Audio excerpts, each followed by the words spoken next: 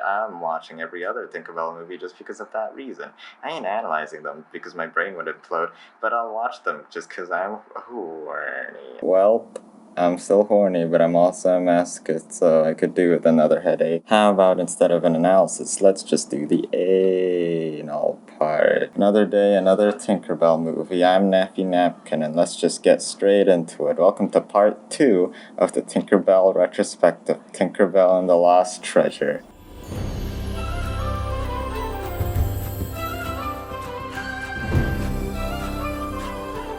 So, the barely introduced love interest in the last movie is now a major character and is now friends with Tinkerbell. I'll just call him love interest from now on, by the way.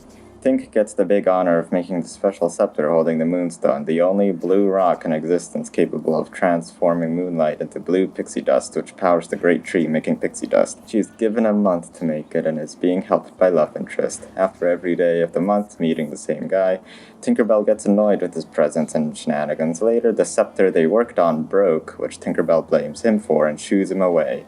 Tinkerbell also breaks the only one in existence Moonstone and only has a few days left to the moon ritual to somehow fix the scepter and deal with the Moonstone problem. Naturally, she gets desperate and she hears from the play she attended there's a mysterious mirror that can only grant one more wish, and then goes on a voyage to find it. One arbitrary journey later, she reaches the mirror and wastes her one and only wish to silence her bug friend for like a minute, and cries in despair. That's when love interest used /TP at S Tinkerbell and teleported to her, and they managed to fix the scepter together and arrive back just in time for the moon ritual. That was Tinkerbell 2 Electric Boogaloo, and luckily this time I'd say the moral wasn't as complicated. Technically, I'd even say there wasn't really any moral at the very end, but the movie still had conflicts that Tinkerbell had to go through, most of them self-imposed, but I'll mention that later. The main theme, I'd say, is struggling and fighting through despair, because I have to say Tinkerbell was kind of clutch in this movie. But somehow feels natural and not, yeah, the power of friendship. No, she perseveres and fights through her problems, mostly by herself, but also she kind of starts most of the conflicts by herself at the same time. So, yeah, it's a simple moral of your actions having consequences. This continues my point from the last movie, which is Tinkerbell being in constant conflict, which is a very good thing, and I should probably expect it more instead of keeping praising it. Maybe a reason why Disney movies are such classics because of the engaging conflicts that the characters go through the entire movie, only resolve at the very end, keeping you interested to see how the charismatic main character or cast get out of the situation from the start to the very end. I know I'm making a straw man here, but when people say, or other media say, you think this is a Disney movie or a fairy tale, it'll all be happy and silly and it'll end happily ever after, yeah, Disney movies themselves can get pretty dark and leave the characters in depressing situations. The piece of media I'll reference this time would just be another Disney movie I watched recently, Beauty and the Beast. In that movie, Belle, out of love for her father, takes her father's place, being held captive by the Beast, and he is allowed to leave. Belle was now imprisoned by the deranged, cruel Beast, who is mean to her at every turn, and now forces her to basically his slave bride, forcing her to eat dinner with him, and we see a shot of her crying, knowing in her head this is what her life is now, being constantly domestically abused. The father isn't in any better place either. He tries to reason with Gaston, our unaccomplished hunter, and after everyone listens to him, everyone in the bar in uproar after hearing this unbelievable tale of her daughter being kept in a castle with a giant beast. They kick him out into the cold, knowing his daughter will probably be abused for eternity.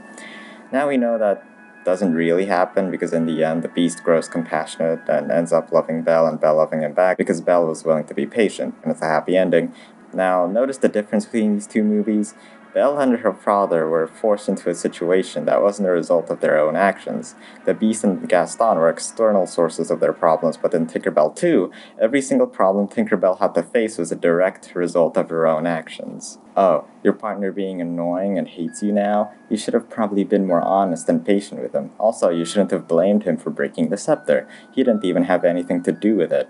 About that, your scepter and moonstone broke? Well, you shouldn't have messed around with that compass. You wasted your one and only spell? Well, you shouldn't have been rash and be more patient on your annoying bug friend. Well, okay, except the wind that blew her balloon away, but shh, we don't talk about that. Some of these were just rash and impatient actions that Tinkerbell did that she did regret, like going on a huge pointless journey to find a wishing mirror instead of just telling love interest. Then they could have figured it out from the beginning. Another thing that separates this and other Disney movies, this one doesn't have a villain. Well, It sorta does. Tinkerbell herself was the villain against herself.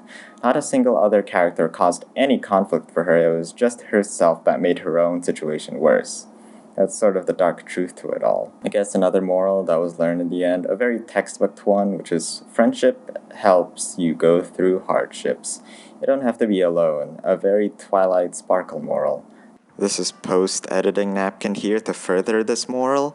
When I think about it, Tinkerbell's problems were always caused by her own decisions alone, so she decided to go on this huge arbitrary journey, which was useless in the end, and she decided to check out this arch that made her balloon fly away.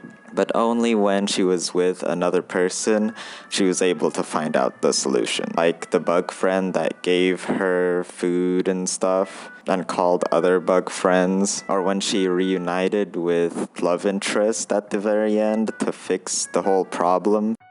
So yeah. I'd say love interest's sudden appearance at the end was very plot convenient. Like, he went on the same tiring adventure that Tinkerbell did. Like, how did he even get through the trolls and the wind, but whatever. Tinkerbell on her own figures out how to fix the scepter, but her own words, not mine. No, I can't do this without you. So yeah, friendship moral canon. Which sort of made me even more perplexed. One thing that I thought was going to happen, Tinkerbell would open up to her friends about the moonstone breaking and they'd all go on the journey together, and Tinkerbell learned the moral with them, but nope. She goes all alone, and then love interest magically teleports to him. I guess it needed Tinkerbell to be all alone so she could learn her lesson, but I gotta be honest, it felt kinda lonely. Even with her creepy bug friends, and those gay trolls, it was kinda depressing. Like, it would have just been a more entertaining and fun romp for a kids' movie to have her and her friends to go on a huge adventure to find the lost wishing mirror, but instead, this movie takes it a lot more seriously, opting for a more despair-filled struggle, with Tinkerbell losing hope multiple times and goes on a supposed-to-be epic voyage. Instead, it's actually because she was incredibly desperate, breaking the incredibly important one-in-existence moonstone, and with only a few days to venture to find a wishing mirror, and she had to go through so many hardships that were all her own fault, not to mention all by herself. The entire purpose of that journey was gone because she rashly wasted her one and only wish, and we just see her sit down and cry for a few painful minutes. And that's absolutely based as hell.